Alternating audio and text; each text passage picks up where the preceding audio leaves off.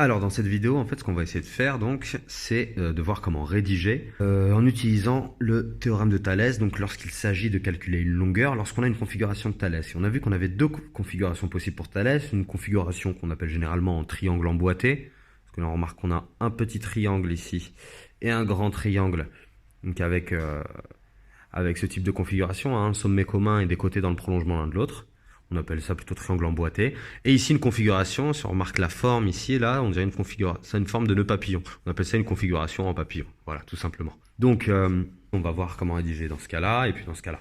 On va voir que c'est sensiblement la même chose. Donc, on commence tout de suite par le cas où nous avons une configuration donc en triangle emboîté. Très bien. Alors, qu'est-ce qu'il nous dit là, le théorème de Thalès? Il nous dit qu'il va pouvoir être appliqué à condition d'avoir une configuration de Thalès. C'est-à-dire que le mieux, ce serait de préciser qu'on a deux droites qui se coupent en un point, d'accord? Deux droites qui sont séquentes, d'accord? Ici, on pourrait dire que les droites AB et les droites AC sont séquentes en A. Ça va pas avoir grand intérêt parce qu'on devra préciser derrière que M appartient à la droite AB et que N appartient à la droite AC. Ou plutôt que M appartient au segment AB et que N appartient au segment AC. Comme ça, on est encore plus précis, on sait qu'il se trouve entre A et C. Entre A et B pardon, pour le point M, et entre A et C pour le point N.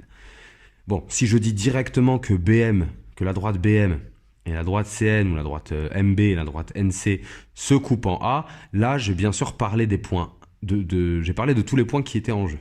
Voilà. Et le deuxième point, c'est de dire que la droite MN et la droite BC sont toutes les deux parallèles. Voilà. Une fois qu'on a dit ça, en fait, on a tout dit sur la configuration de Thalès. On a bien précisé qu'on avait une configuration de Thalès. Voilà, je précise donc qu'on a deux droites qui sont séquentes en un point et que MN et BC sont parallèles. Alors bien sûr, hein, la droite MN et la droite AB, elles sont aussi séquentes. La droite MN et la droite AC sont séquentes aussi, mais c'est pas elles qui nous intéressent. Donc ce qu'on va faire en fait pour être sûr, le point d'intersection des deux droites qu'on va citer, c'est le sommet commun aux deux triangles. Donc vous voyez le petit triangle là, vous voyez le grand triangle, le sommet commun c'est lequel? C'est le point A, très bien. Eh bien il faut que je parle de mes deux droites qui se coupent en A. Voilà, comme ça il n'y a pas d'ambiguïté. Alors maintenant, là, ce qu'on vient de faire, là, c'est qu'on vient de donner les hypothèses du théorème de Thalès. Donc maintenant, on va pouvoir appliquer le théorème de Thalès. Bien, qu'est-ce qu'il nous dit le théorème de Thalès? Le théorème de Thalès, il nous dit que dans une telle configuration-là, on dit que ces deux triangles-là, en réalité, sont ce qu'on appelle des triangles semblables.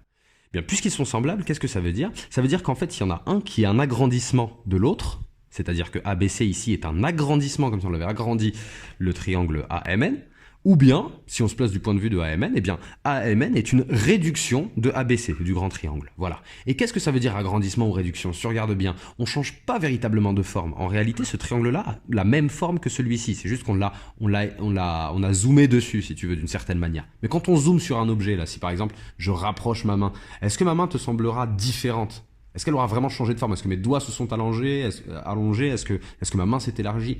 Non, on garde les mêmes tailles, la même forme. On dit qu'on garde les mêmes proportions. Proportions. En réalité, les côtés de ce petit triangle et les côtés de ce grand triangle-là sont proportionnels.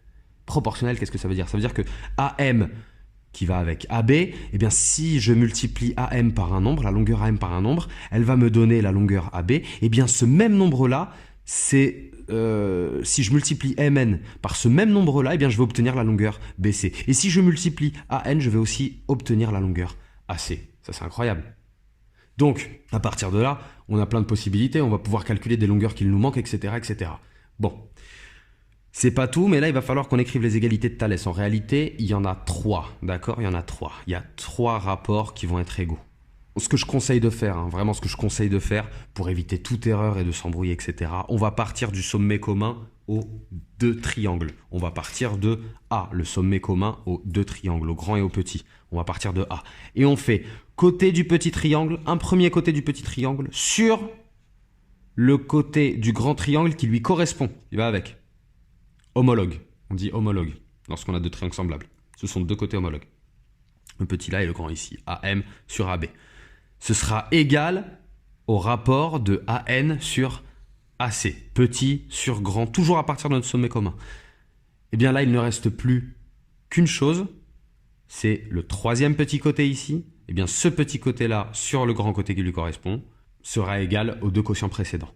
Donc AM petit sur grand AB est égal à AN sur AC est égal à MN sur BC. Voilà. Alors attention, hein, on ne me fait pas dire ce que j'ai pas dit. Bien sûr, lorsqu'on a cette égalité-là, on peut aussi avoir l'égalité entre les inverses de ces quotients. C'est-à-dire que AB sur AM est égal à AC sur AN est égal à BC sur MN. Mais bon, par expérience, la chose, moi je pense, qui vous conviendra le mieux pour éviter toute étourderie, c'est de partir du sommet commun et tu fais petit sur grand, petit sur grand, petit sur grand. Voilà. Donc, voilà ce qu'on a. On a ce rapport-là puisqu'on a proportionnalité entre les dimensions du petit triangle par rapport au grand triangle. Maintenant, Thalès, ce qu'il fait là, c'est qu'il nous a laissé ça, puis il est parti. Bah oui, il part maintenant, son travail est terminé. Thalès nous disait juste que si on avait ça, bah on avait proportionnalité, stop.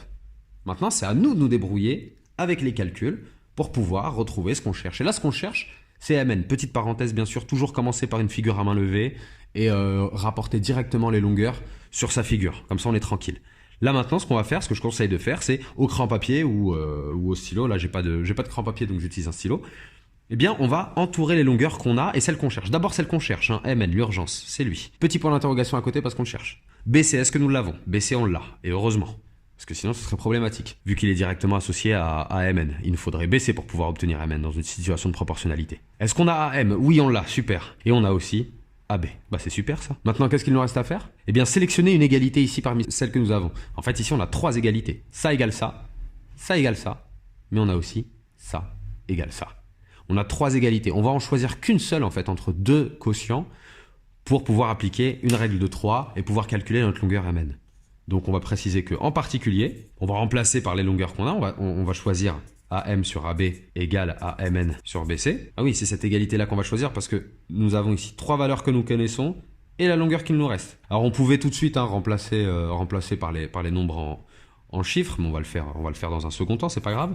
Donc, qu'est-ce qu'on a? Bah AM c'est quoi? AM c'est 5, sur AB qui vaut 25, qui est égal à Mn. Mn on le connaît pas, donc on va le laisser. On pourrait l'appeler X, mais on va le laisser Mn, ça sert à rien de ramener des lettres supplémentaires. Sur BC, la longueur BC ici qu'il nous manque, c'est 15. Et une fois qu'on a ça, on a pratiquement terminé. En réalité, il ne nous manque plus qu'à appliquer une règle de 3. On cherche à calculer Mn, donc on va préciser que c'est Mn qu'on calcule, qui est égal à quoi? On multiplie sur les diagonales, tu te souviens, et on divise par la troisième valeur, donc 5 fois 15 sur 25. Là, en simplifiant de tête, on obtient 3. Voilà, sinon tu rentres ça dans la calculatrice et puis ça te donne un résultat. On n'oublie pas l'unité, mais là, comme on n'a pas donné d'unité, il n'y a pas d'unité.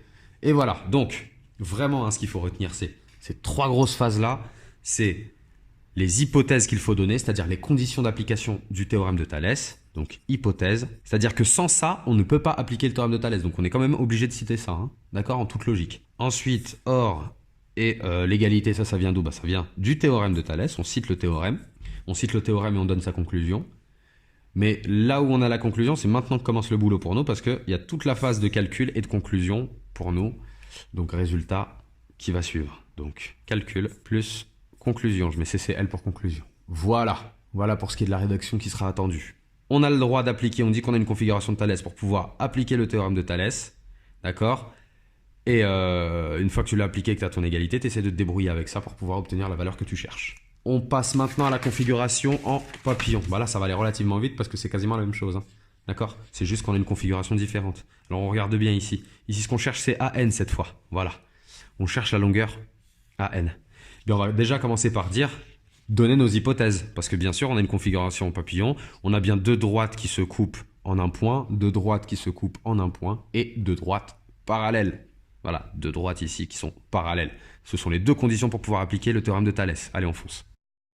Alors, maintenant, ce qu'on fait, c'est qu'on observe nos 2 triangles. Nos 2 triangles, ils sont où? Ils sont là, ABC et AMN. Alors, il faut faire attention là, d'accord? Ils ne sont pas en configuration emboîtée, mais on va essayer de voir quels côtés vont avec qui. Donc, on a le côté AB là qui va avec. Alors, il ne va pas avec AN. En réalité, si on regarde bien, si on venait replier ce triangle-là, si on venait le plier, B viendrait ici se placer ici et C viendrait se placer ici. D'accord? Et là, on aurait notre configuration emboîtée.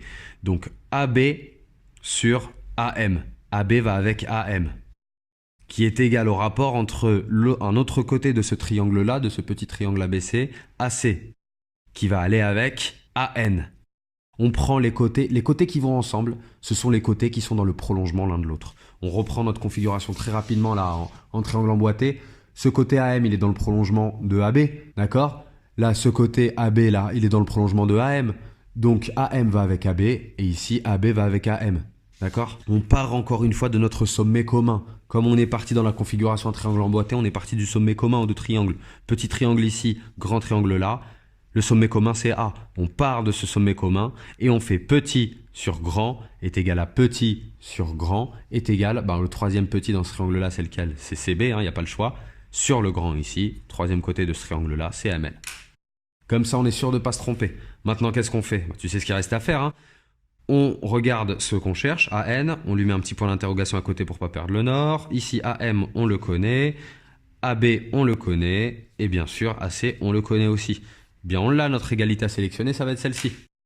C'est elle qu'on va utiliser pour pouvoir appliquer notre règle de 3. On remplace d'abord par les valeurs qu'on connaît. Et on n'a plus qu'à appliquer la règle de 3. Et voilà, fin de l'histoire. On a obtenu 21, on est content. Alors, on essaie de voir, bien sûr, que les valeurs coïncident un petit peu. Regarde bien très rapidement. Tu vois, ce côté-là, il mesure 4, il va avec celui-là qui mesure 12. C'était quoi le coefficient d'agrandissement? Ce qu'on appelle le coefficient d'agrandissement, c'est-à-dire par quoi est-ce qu'on a multiplié la longueur de ce petit triangle-là pour obtenir la longueur de ce grand triangle-là qui va avec? Eh bien, 4, on le multiplie par 3 pour obtenir 12. Donc automatiquement, tout a été triplé. Toutes les longueurs ont été triplées. C'est-à-dire que celle-ci, on la multiplie par 3 pour obtenir cette longueur-là. Donc si elle vaut 7, on obtiendra 21. 7 fois 3, 21. C'est ce qu'on a obtenu ici. Et celle-ci, peu importe ce qu'elle vaut, il suffira de la multiplier par 3 pour obtenir celle-ci. Ou bien si on a celle-ci, il suffira de la diviser par 3 pour obtenir celle-là. Voilà. Donc si jamais elle vaut, je sais pas moi, allez à vue de... Si jamais elle vaut 5, eh bien celle-ci, tu devines qu'elle vaut 15. Ou bien si celle-ci vaut 15, celle-ci vaudra 5. Voilà. Allez, bon courage.